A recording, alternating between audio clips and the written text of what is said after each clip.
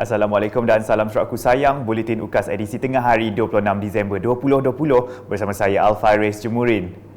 Tumpuan berita, selepas dibatalkan oleh Kerajaan Pakatan Harapan, penduduk Taman Mesra Bako akhirnya menarik nafas lega apabila Kerajaan Sarawak mengambil alih dan meneruskan pembinaan Surau Al-Falah Taman Mesra. Menteri Pembangunan Usahawan dan Koperasi Datuk Seri Dr. Wan Junaidi Tuanku Jaafar berkata, dengan pengambil alihan tersebut, projek pembinaan surau itu dapat diteruskan hari ini. Alhamdulillah duit untuk semua masjid turun asal kita tadi. Dikeluar oleh kerajaan negeri menerusi Baitul Mal. Jadi nak tu berpindah daripada kerajaan pusat pun projek kepada kerajaan negeri pun projek. Beliau berkata demikian dalam majlis perasmian pecah tanah projek bina baru Surau Al-Falah Taman Mesra Bako di Dewan Taman Mesra Bako pada Sabtu. Pembinaan Surau Al-Falah Taman Mesra Bako dengan kos RM600,000 akan mengambil masa selama 8 bulan untuk disiapkan bermula 9 November 2020 sehingga 8 Julai 2021. Mengulas lanjut, Datuk Seri Dr. Wan Junaidi yang juga ahli Parlimen Santubong menambah projek ini telah dibatalkan Kerajaan Pakatan Harapan dan akhirnya Kerajaan Sarawak di bawah Ketua Menteri Datuk Patinggi Dr. Abang Abdul Rahman Zohari Tun Datuk Abang Openg telah mengambil alih pembinaannya. Dalam kawasan Santubong saja ada 3 masjid dan 4 surau yang mana duitnya pelanti pada 9 hari bulan Mei 2018 apabila Barisan Nasional kalah oleh Pakatan Harapan. Jadi ini bukan politik ya. Ini realiti, ini kebenaran. Satu kenyataan yang sebenarnya. Dan lepas dia announcement Menteri Keuangan Lim Guan Eng pada masa saya, Madah turun dan masjid Cik Guru dan Panjui lagi. Di Rikimpos Dr. Mahathir, Madah orang kampung patut olah turun masjid. Ada announcement kan saya mana ya? Saya madah minta jamu kita si bacaannya. Berita seterusnya, penganjuran Karnival Sukan Rakyat 2.0 telah menjadi medium penting untuk membudayakan gaya hidup sihat dalam masyarakat tanpa mengira latar belakang. Menurut Menteri Muda Perancangan Bandar, Pentadbiran Tanah dan Alam Sekitar merangkap adun Kuala Rajang, Datuk Len Talif Saleh, program itu menjadi pendekatan untuk merapatkan hubungan antara masyarakat khususnya golongan belia.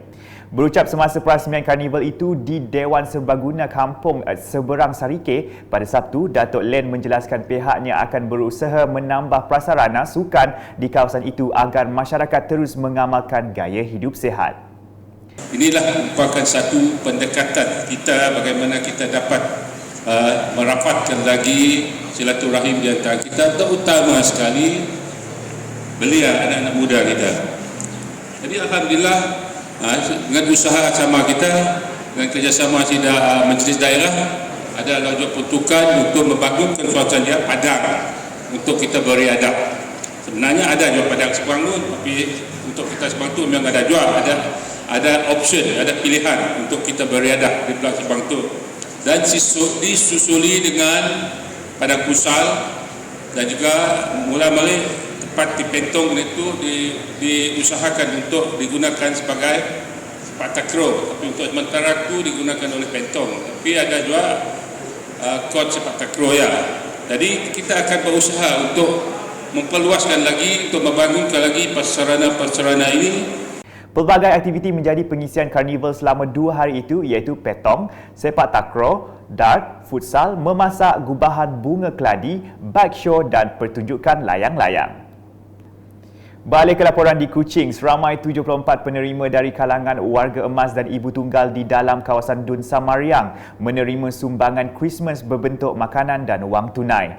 Menteri Muda di Jabatan Ketua Menteri Undang-Undang Hubungan Kerajaan Negeri Persekutuan dan Pemantauan Projek yang juga ahli Dewan Undangan Negeri Adun Samariang, Datuk Sharifah Hasidah Said Aman Ghazali berkata sumbangan itu bagi meringankan beban masyarakat yang kurang berkemampuan untuk meraihkan perayaan Hari Natal dengan lebih bermakna.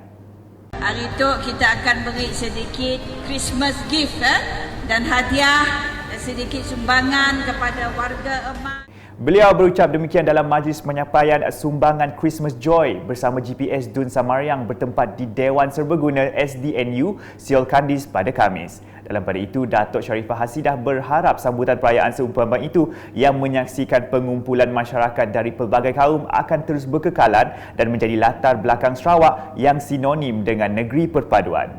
Ada hari perayaan macam Christmas ini, kita semua happy, bergembira, bersama-sama meraihkan dan mengucapkan selamat berbahagia dan selamat menyambut hari Christmas kepada yang meraihkannya.